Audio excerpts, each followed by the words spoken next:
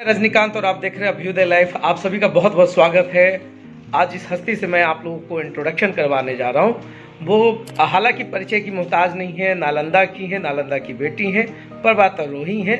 और इससे आप समझ ही सकते हैं कि मैं किसकी बात कर रहा हूँ। जी हाँ, मैं बात कर रहा हूँ मिताली की। मिताली जिसने पूरे दुनिया में एक जो नाम है वो नाम कमाया है। मिताली, आपका बहुत बहुत स्वागत है हमारे शो में। पहले जो ऊंचाई की बात करते हैं लोग, ऊंचाई से मुझे डर लगता है, पता नहीं मिताली को कितना डर लगता होगा। इस ऊंचाई तक का जो सफ़र है, नालंदा के वो छोटे से गांव की बात मैं कर रहा हूँ। वहाँ से निकल कर के अमेरिका की चोटी और तमाम जगहों पर आपने सफलता और बुलंदी का जो परचम लहराया, उसके बारे में दर्शक जानना चाहेंगे कि ये जो ऊंचाई है, ये ऊंचाई कैसे और कब हासिल हुआ। बेसिकली मैंने 2008 में कराटे शुरू किया एंड आफ्टर दैट मैं विद इन 1.5 ईयर मैं कराटे से इंटरनेशनल प्लेयर हो गई।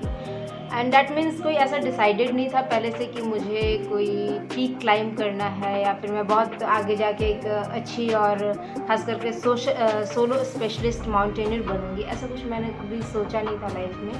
बट आफ्टर इंटरनेशनल मैच मैंने एनसीसी ज्वाइन किया और एनसीसी में मैं C certificate A grade holder रही।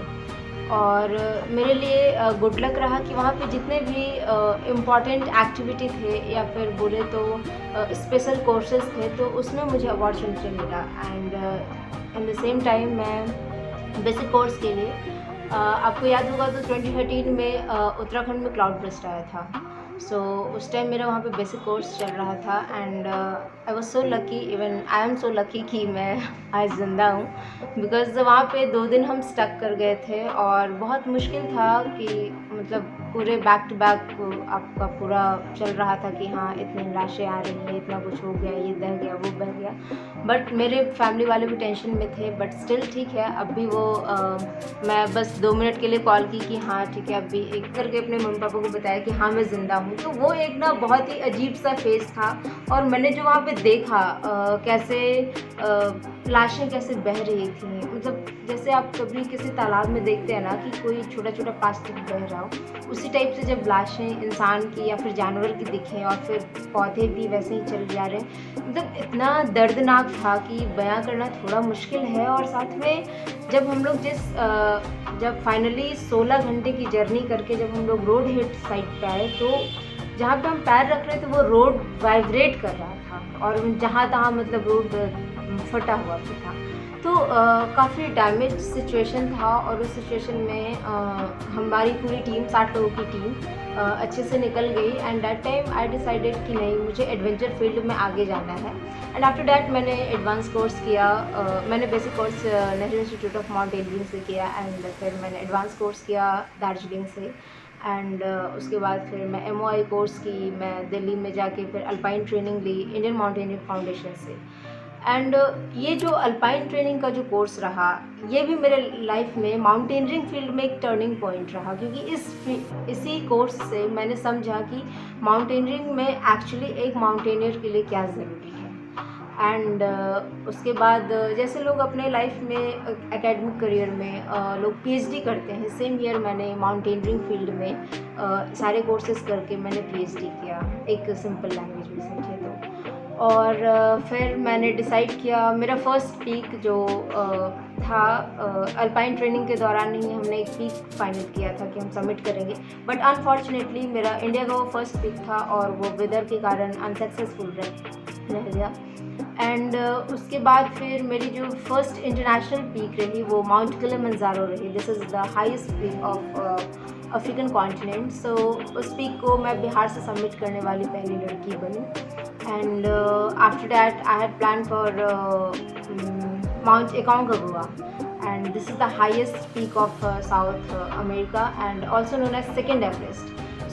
ये पीक मेरे लिए काफ़ी चैलेंजिंग रहा, क्योंकि इस पीक को मैंने डिसाइड किया था कि मैं सोलो करूँगी। ट्रेनिंग फाउंडेशन के जो प्रिंसिपल हैं उन्होंने मुझे पर्सनली कहा, बेटा पीक तो यहीं रहेगा, आप रिटर्न आ जाना अगर कुछ भी होता है तो। और इनफैक्ट बहुत से लोग समझाए भी कि जाना काफ़ी डिफिकल्ट है, बिकॉज अल्पाइन ऐसा है ना कि बस आप हो और आपका माउंटेन है, आपको सब कुछ करना है। इनफैक्ट 8 घंटे की जर्नी एकदम हरासमेंट के साथ, आपकी इतनी हिम्मत नहीं होती कि बॉटल खोल के आप मतलब पानी पियो। उस सिचुएशन में जाके टेंट पिच करना है, अपने आप को क्लीन करना है, फिर उसके बाद आपका फूडिंग देखना है, फिर आपको अपना नेक्स्ट प्लान, जब आप जो नेक्स्ट मूव करने वाले हो उसके बारे में सोचना है, क्या रूट है, नेक्स्ट रूट रेकी करने हमें जाना होता है कि आगे हमारा रूट कैसा है, कितना कोई डिफ़िकल्टीज तो ज़्यादा नहीं है, उस हिसाब से हमें नेक्स्ट डे की प्लानिंग करनी होती है। तो इस हिसाब से मिला जुला कि काफ़ी टफ था मेरे लिए mount एकांकागुआ, but still I am so lucky कि मैंने फ़र्स्ट अटैम्प्ट लिया, फर्स्ट इंडियन गर्ल होते हुए, और फर्स्ट अटैम्प्ट ली,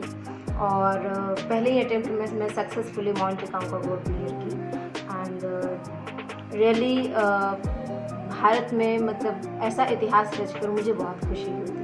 लॉकडाउन में इट मीन्स मुझे लगता है कि मैंने जितना काम ऐसे नॉर्मल डेज में नहीं किया, उससे ज़्यादा मैं काम कर ली इस लॉकडाउन में। बिकॉज इंडिया की बहुत सारे यूनिवर्सिटीज़ में मुझे as a like guest speaker, saint Xavier's college, मतलब बहुत सारी जगह पे मैं एज ए गेस्ट स्पीकर गई। फिर ये जो लॉकडाउन का पीरियड रहा वो काफ़ी लोगों के लिए थोड़ा सा मतलब बोल सकते हैं डाउन हो सकता है, या इसमें मुझे बहुत मज़ा आया पर्सनली, मैंने बहुत कुछ सीखा, enjoyed a lot. And in fact मेरी कोशिश भी रही कि जो भी हमारे पब्लिक हैं मैं उनको मोटिवेट करते रहूं, तो वो सिलसिला हमेशा जारी रहा, और इनफैक्ट अभी भी है। अब तो नालंदा से आपका लगाव है, जी। नालंदा के लिए क्या खास कर पाएंगे आप?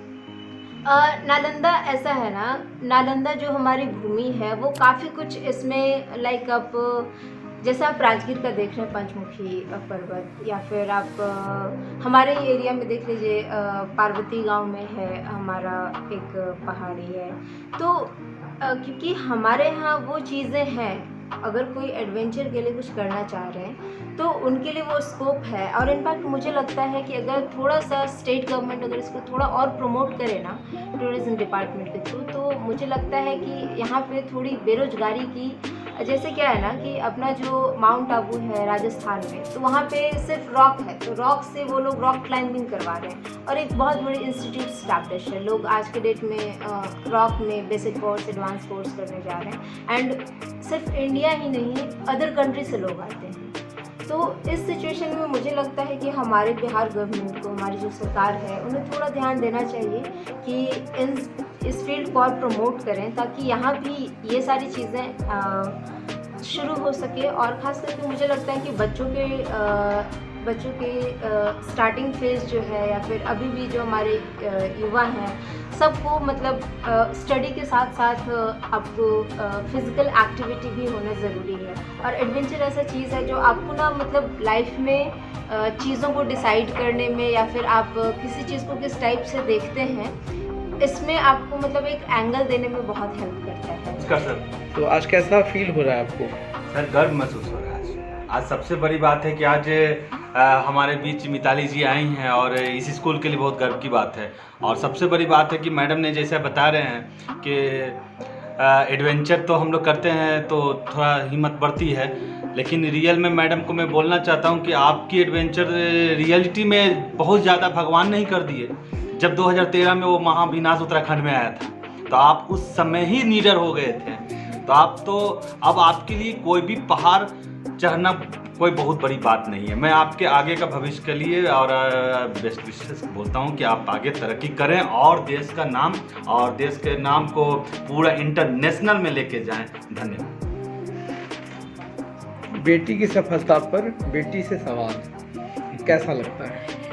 सबसे पहले तो मैं सब आपके दर्शकों को नमस्कार कहूँगी, और बहुत खुशी की बात है और बहुत गर्व की बात है कि मिताली जी ने जो अपने लाइफ का एक्सपीरियंस जो आपके साथ शेयर किया है, मैं कहूँगी कि सारी लड़कियों को अच्छे से सुनना चाहिए उनको, क्योंकि आप में हर एक लड़की के अंदर एक इनर स्ट्रेंथ होता है, बट वो उसको एक्सप्लोर नहीं कर पाती हैं। तो वो एक्सप्लोर करने का मौका मिताली जी ने दिया है कि आप बहुत कुछ कर सकती हैं, लेकिन अगर आप खुद को एक्सप्लोर करें तो। और मेरे लिए बहुत प्राउड मोमेंट है कि ये हमारे स्कूल में आज आई हैं, और हमारे साथ इन्होंने इतना अच्छा एक्सपीरियंस अपना शेयर किया है। तो मैं इनके भविष्य के लिए बहुत ही बेस्ट विशेस देती हूँ। मैं कामना करती हूँ कि ये रोज़ नए रिकॉर्ड बनाएं, और ऐसे ही हमारे देश का और बिहार का नाम रोशन करें। बिहार की बेटी हैं तो बहुत गर्व की बात है बिहार के लिए। और मैं तो यही कहूँगी कि इनकी बातें सुन करके मुझे लगता है कि बहुत लड़कियाँ जो है वो इनसे बहुत ही ज़्यादा प्रेरणा लेंगी और आगे अपने लाइफ में बहुत कुछ करने के लिए सोचेंगी। Thank you.